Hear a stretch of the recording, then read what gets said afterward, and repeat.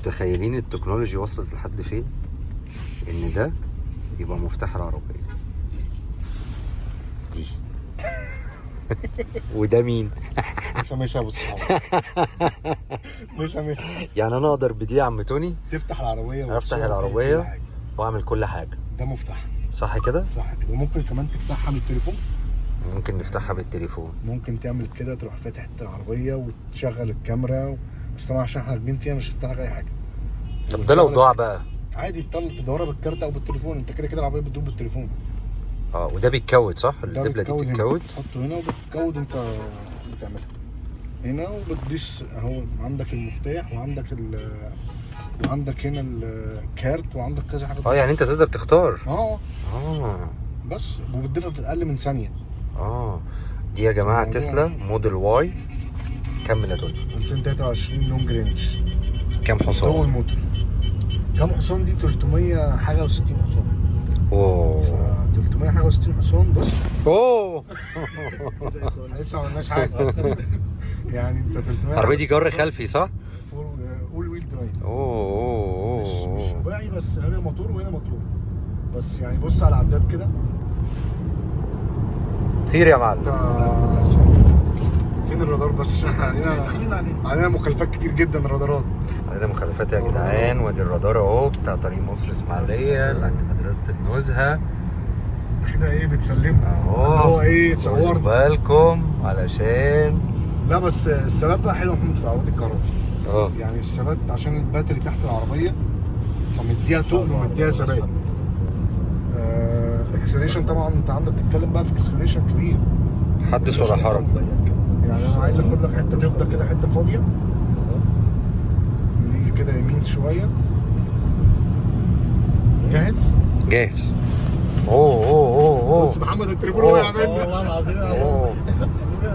بص احنا جمعنا مثلا 150 في 160 في اقل من 3 ثواني مثلا. والثبات لما تيجي تاخد بقى غرزه فانت او الثبات هنا تقيل جدا.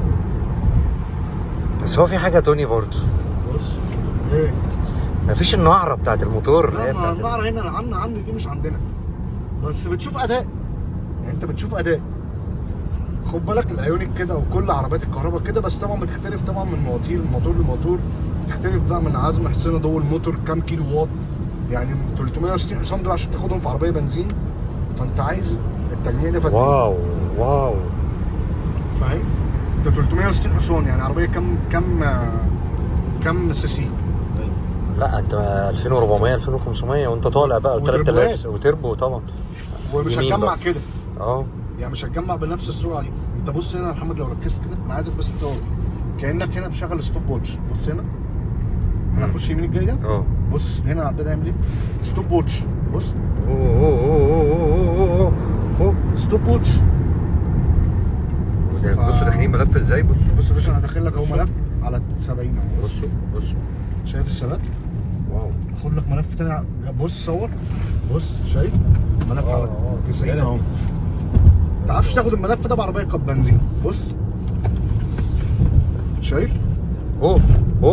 داخل 90 على الملف بس يابا. بس هعمل حاجه. شايف الثبات؟ بص ملف نازل منه 100. هو ده الثبات بقى بتاع عربيات الكهرباء. الناس مش فاهمه كده. ما شاء الله. لا انا عمال اتمرجح ورا يا طول. عمال اتمرجح ورا والله. عربيات الكهرباء كلها كده مش عربيات البنزين بس. الناس فاهمه ان عربيات الكهرباء خفيفه. الناس فاهمه ان عربيات الكهرباء بتصرف. احنا كهرباء ممكن. بس دي تسلا. طب ما الايونيك كده.